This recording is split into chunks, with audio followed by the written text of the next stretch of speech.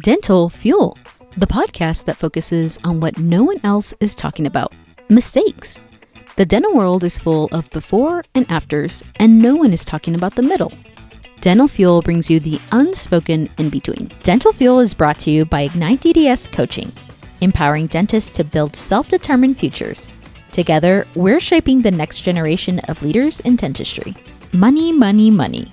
Money and false promises oftentimes go hand in hand. In this episode, Loren talks about taking a lucrative job that did not align with her personal values or aspirations. Loren King dives into past financial mistakes and hard lessons that she has learned along the way. Many lessons that we can learn from too. Let's tune in. I know that, I know that many hygienists, they can make a career out of temping, and it can be very fruitful and something that's very fulfilling for many hygienists. But have you found that it has led to any financial issues? And I'd like to lead into any financial mistakes that maybe you have encountered, potentially related to this or not. I have. I've made, to be honest with you, I've made several financial mistakes in my adult life. I was not taught anything I know now financially is self-taught. And, it's just one of those things my parents didn't teach me, not because I didn't want to, but they were also struggling. So, how can you teach something that you don't know yourself? Right. So I started off kind of in a negative space. I've been working since I was 14 years old.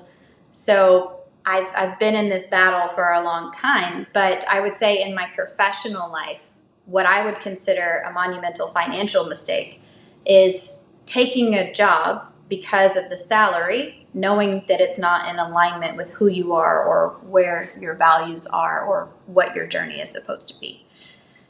Salary is not everything. If anything, it's the least important thing that you should be worrying about. And you'll learn that as soon as you start making that paycheck and you understand and feel that nothing has changed. Nothing has changed. And now you're working for someone that you don't respect or that doesn't respect you or just completely negates you in totality. So I unfortunately had to learn a very, very tough, very, very long and hard lesson of you cannot let anything financial determine what you're going to do with your life. It's the last thing. That's a strong message as well too. It can be really hard, especially, there are bills to pay. Those bills sometimes stack up.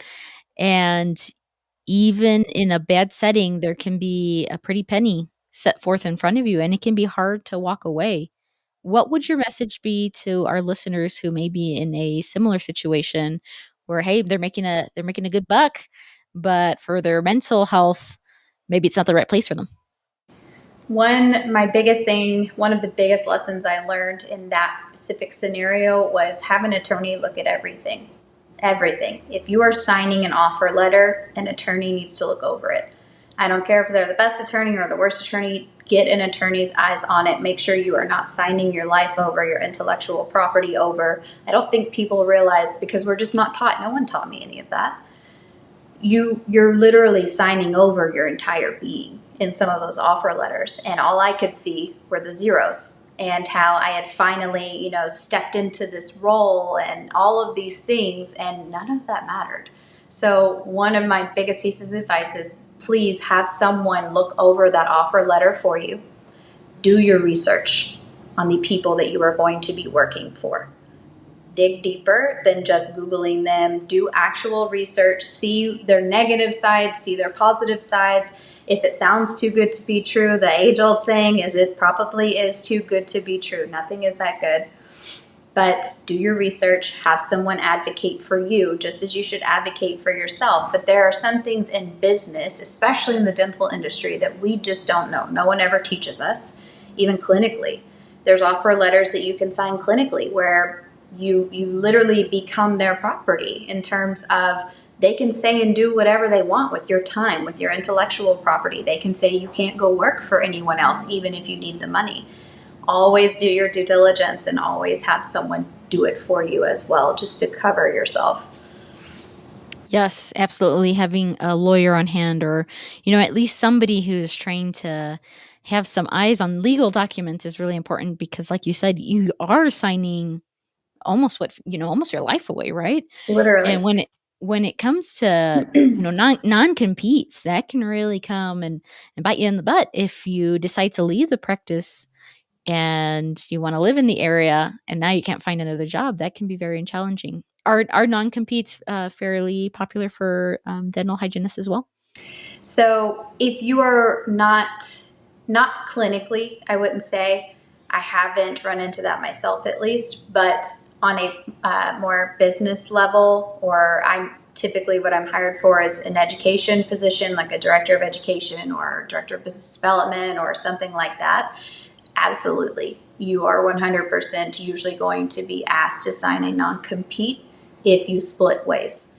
And that includes your intellectual property. So anyone that doesn't understand what that means, that quite literally means anything that your brain thought about, came up with, pushed, social media, all of that is intellectual property, and they now own that from the time that you worked with them. Which means if you go share that intellectual property with another company that could be considered a direct competitor to them, they can seriously go after you for it. Do they do that? Usually not, unless it's a serious threat or something like that. But can they? 100%. Yes, they can.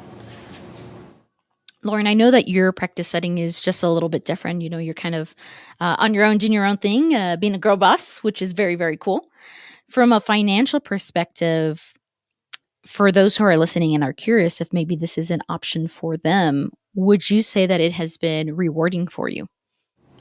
Yes. For me, being a travel hygienist and making my own schedule and, being able to go and speak when I need to speak or go and promote myself at a conference when I need to do that, I've always had that in my back pocket. If I picked up a corporate job and it didn't work out, like we were just talking about, I always had that in my back pocket. You can always go back and just work clinically. So I will be the first one to say that I did not become a dental hygienist because I've been dreaming about cleaning teeth since I was a kid. No. I went into dental hygiene because I wanted a career that was going to take care of me.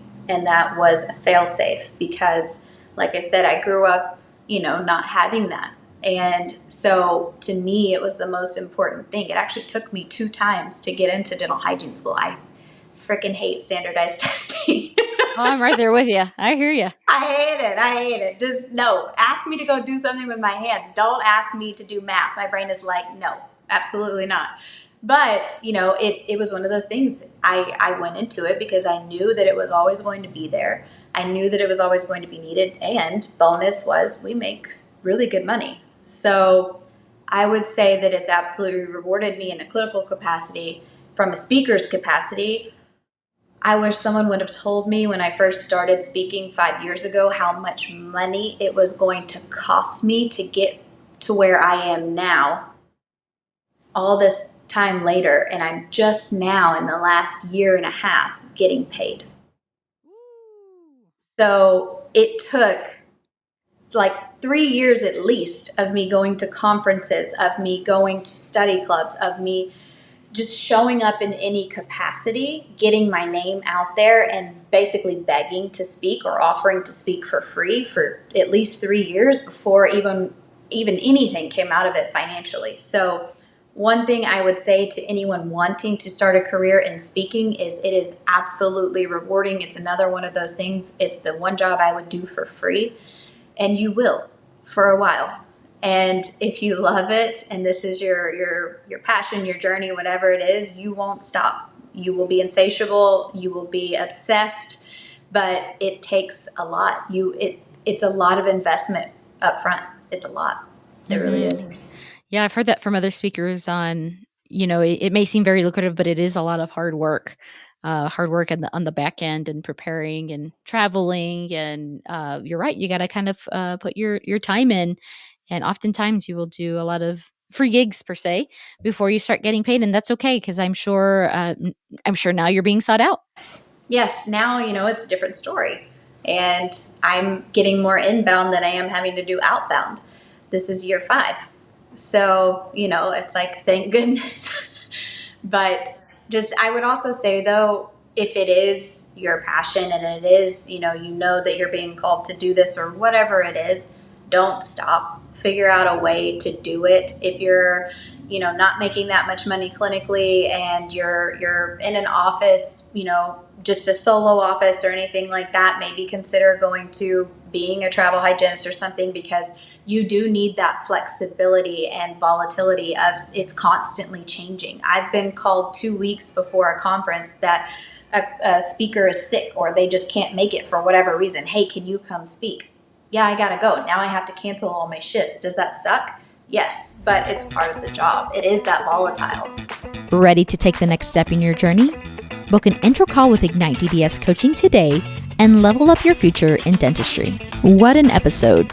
As we learned, salary isn't everything. We hope that you'll continue to listen to our conversation with Loren, where we talk about a team mistake.